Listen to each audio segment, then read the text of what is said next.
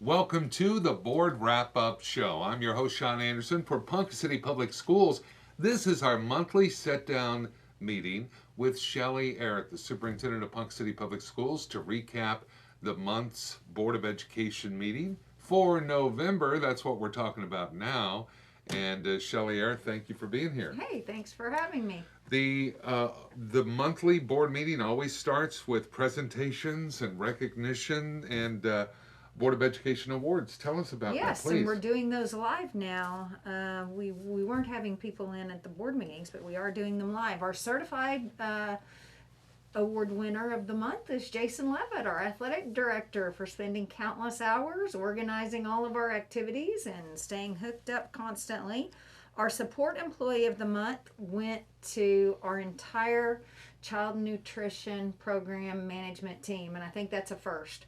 We had about 10 managers here, and as you know, our CMP people were the heroes through the pandemic. They fed our kids through rain, sleet, snow, hail, whatever.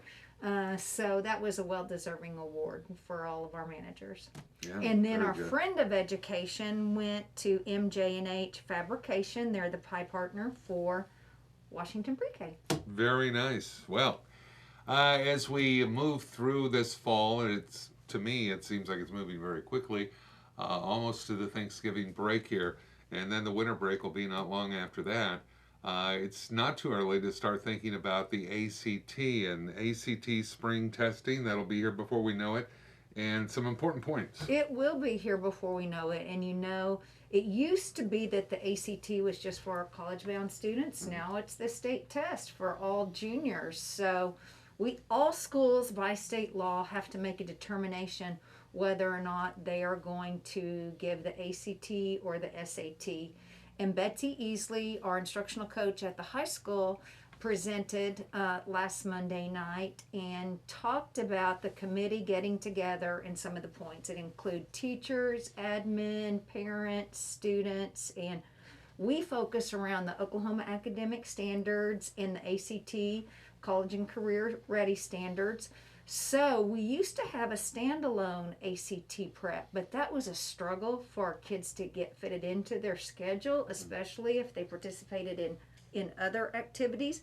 So now we do targeted ACT prep in all of our English classes. So they thought about what our kids normally take. Most of our kids have to take the ACT test for college, the colleges they attend. So they thought it was smart just to stick with the ACT testing.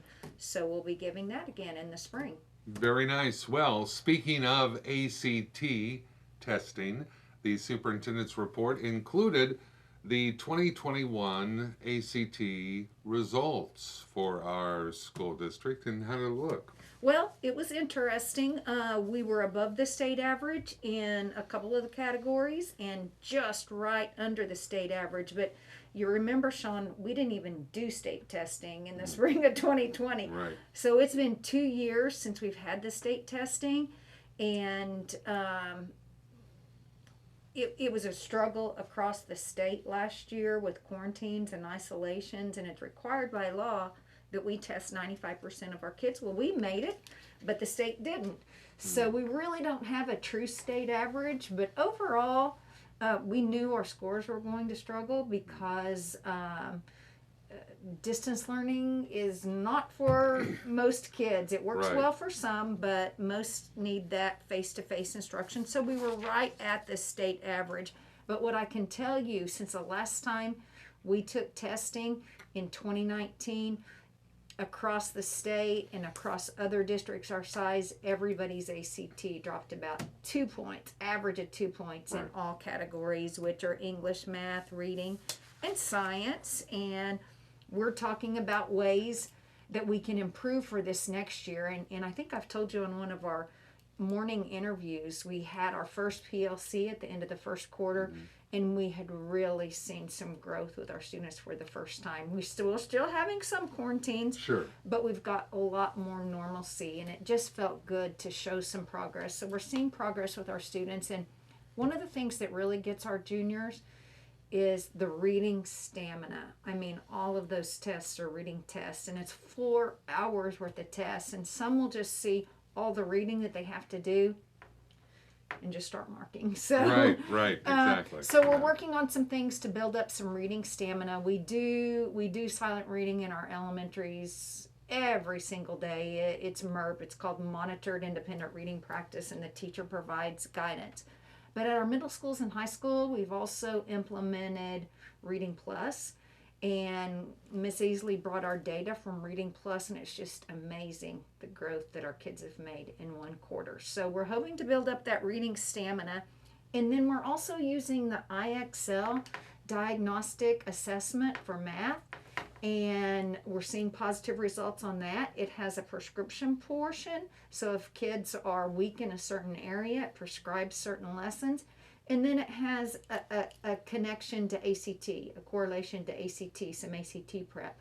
And then in February, we are going to start our boot camp in our math and English classes. Now, we work on ACT prep in every English class, but in February, we will focus hard on ACT prep, just on those standards and reading stamina in all of our math and all of our English courses. So it will be targeted for juniors, and we're giving the pre-ACT to all freshmen and sophomores actually this week, for our sophomores this week, and that can give us some data and can show us where we need to work with kids. Very nice. Well, there were other things in the superintendent's report, like the transfer policy, and something that Superintendent Shelley Arrott's very familiar with, and that is giving the COVID update. So the transfer policy. The transfer policy is new, and it's due to some legislation, Senate Bill 783. And this bill came as a result from COVID directly. The governor has even said that we weren't. Some districts went to full distance learning, and some had students face to face and just fought it with quarantines and isolations. And for example, in Tulsa and Broken Arrow was open, and Tulsa was in distance learning.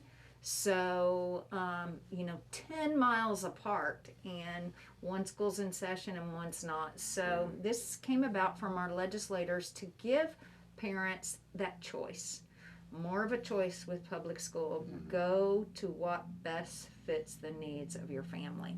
So this actually goes into effect on January 1 of 2022. So it is coming up, and basically emergency and open transfers are over with. So schools have to do 3 things. They have to set a capacity limit based on, and we kind of followed the House Bill 1017 guidelines on class size, because we're trying to reduce our class size, but there's no penalty if we break those, and except in kindergarten first. So we have to set a capacity limit before we can even accept a transfer from another district, and that has to be posted on our website once a quarter. But I'm going to post it once a month. We update our enrollment. I can see our enrollment at any given time, but we update it in our reporting systems once a month. I will put that out on our website once a month. It'll say how many kindergarten spots we have, how many first grade spots we have, what's our capacity, what's our enrollment, how many seats are available. And it's different at every grade level. It's dependent upon the number of teachers. At secondary, we set our capacity based on the sizes of our English language arts class, because everybody has to have English every single year. So that'll give a true picture of our class size. We have some electives that are smaller and some electives that are really larger, so it's hard to go by teacher. So we went with English teachers.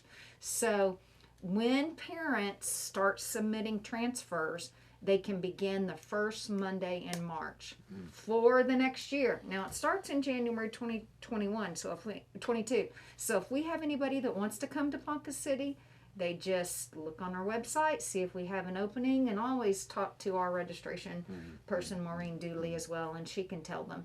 And those are time stamped. So we accept based on the time stamped, and there's only 3 reasons a school can deny.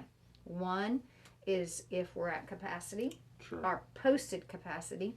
Two, if there are major discipline issues with the child from another school, sometimes parents want to move if there's discipline issues at one school and move to another. That's always been state law, though. We don't have to accept that if there are discipline issues and if there are major attendance issues.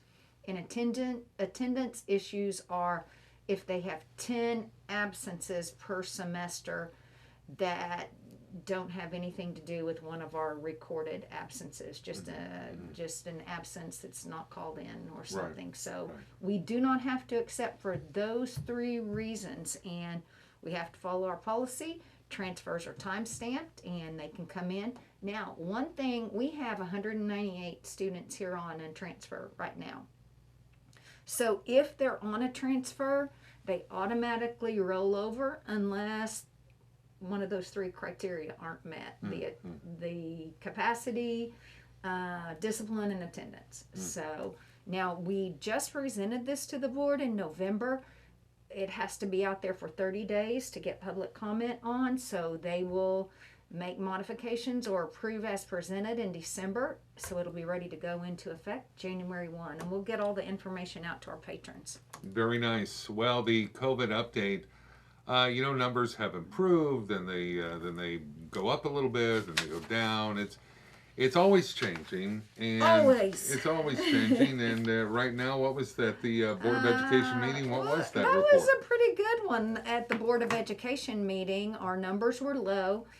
We track district-wide how many are affected by COVID. That means either they're a case or they're a close contact. And, our goal for attendance is 95% attendance. And over this last year, we've been having 1 to 2% of our population affected by COVID at any given time.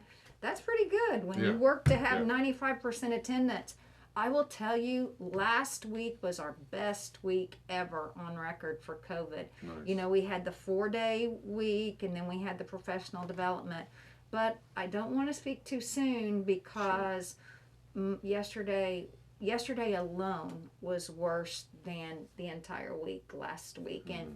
And I think maybe when kids were out of school on Friday, a lot of people had their kids tested, and Sure. so here we go, back on the roller coaster, back Right. up. I'm praying for some trends that are downward, Sure. and we've just been up and down, and I thought we were on them, but hey, we'll deal with what comes to us happily. Exactly. Well, every fall, the Board of Education, in their meeting, they set the dates for the Board of Education meetings for the next year. And that was something that took place, the November Board of Education meeting, and any major changes. Oh, no, that's by law. We have to do it by December 15th of each year. And we always have our board meetings on the second Monday. And there are going to be 2 months next year that the board meetings are on the first Monday. That's March and July. And it's due to the way spring break falls and the 4th of July holiday. We've got to, we start preparing for the next board meeting the day after the board meeting. So it's a lot of prep work, getting in our contracts and our financial documents and things like that. So we adjusted for 2 months for 2022. Very nice. Well, part of teaching our kids things like algebra, it's finding creative and fun ways to do that, and that was on the list of things at the Board of Education meeting in the form of approving a contract for Prisms of Reality Incorporated. It's a virtual reality algebra course. It is algebra remediation. And speaking of the pandemic, research has shown, and it's not our own research, there's lots of people doing academic research in the effects of the pandemic, but our kindergarten and first graders suffered in reading, and our Algebra 1 students suffered. So Prisms virtual reality is amazing software, and it's something that kids would really get into. And this is a new contract for us. It was pretty inexpensive, $24,000, and we can pay for it through our CARES funding. 20% of our CARES funding has to go to academic learning loss. So this will be perfect criteria for that, and our kids will love it. And this will include 30 virtual reality headsets and they're doing algebra with real world circumstances. Like it Wow. might be air traffic controller, or you're in a bus station and so many people have COVID, what's the likelihood of spread, and that kind Wow. of thing. And there's a teacher dashboard. It's amazing. I can't wait for our students to get involved in it. We got a license for 150 students. Some of our students are kind of struggling with algebra, and it doesn't have to just be one student. As they fill in those gaps, Hmm. someone else can use them. But I'm super excited about that. That sounds So it exceptionally exciting. is, Yeah, and we thought that would just be awesome to segue right in with our STEM Academy that yeah, was approved in the bond election. for sure. Ponca City Public Schools discussed at the November Board of Education meeting an action on donating property to the city of Ponca City. What is this all about? Well, I don't know if you know this, but on the 800 block of East Graham between the Child Development Center, just to the east of the Child Development Center, that's our property. Oh, and okay. and it's kind of landlocked, so we don't have plans on building anything there, and it's something that we have to take care of and mow and maintain. So the city expressed an interest in having that property, so we are going to donate that to the city. And I will tell you that our city works with us a lot. You know, the land where the concert hall is, we leased that. Yeah, yeah. Tennis courts, we work collaboratively with our city. So this is a partnership with our city, and I'm not sure of their plans for it, but they have some plans. There we go. Well, in the next, over the next 2.5 years, there will be incredible projects taking place because the passage of that wonderful bond election on October 12th. And for everyone who voted in favor of that, thank you so much. So incredible improvement, and right now, accepting bids and contracts to employ construction managers for these projects. So there's a lot of paperwork and a lot of decisions that must be made before these big projects get off the ground and spring up and transform our district. Well, with 34 projects, poor Adam can't manage those on his own. Right, right. So thankfully, we have some local construction managers that have done all of our other projects with us, and they work collaboratively together. That's Rick Scott Construction and Kyler Construction. And we're kind of divvying up those projects and taking care of those. And our board approved the AIA, which are industry standard contracts for construction managers for both Rick Scott Construction and Kyler Construction. So really, the only little project Adam's going to manage on his own will be our playground, the playground equipment that we're getting in all 8 of our sites. So That is wonderful. we have a great relationship with our construction managers, and they're local, bring in lots of local dollars, lots of local workers, provide all kinds of jobs. So Yeah. It's an exciting time for Ponca City Public Schools. It certainly is. Well, the November Board of Education meeting wrapped up with an executive session. Now, we can't talk about the specifics of an executive session, but it was a good way to wrap up the Board of Education meeting. And that was it. We had a great meeting. Yeah, for sure. Well, every month we join Shelley Arrott. We sit down with Shelley and we go over the points of that month's Board of Education meeting. Of course, you can always see the Board of Education meeting, and you can watch this board wrap-up show, and you can stay connected with Ponca City Public Schools when you download the PCPS app. The Ponca City Public Schools app, PCPS app. Yeah, get it. You'll need it when we get into winter, especially. You want to get those notifications that Shelley and the staff here send out. Also, pcps.us, the website, and Ponca City Public Schools staying up to date on social media, on different social media platforms, and of course that Facebook page for the district. There's also an individual Facebook page for each school in our district, and if you have a child attending that school, you can get in on that private Facebook page for their school. Shelley Arrott, thank you for being with us. Thank you for having me. And every Monday and Thursday morning, you can also hear Shelley Arrott on the radio. She joins me on 100.7 FM KPNC for that. Well, until next time, thank you for watching. I'm Sean Anderson for Ponca City Public Schools, and you've been watching the Board Wrap-Up Show.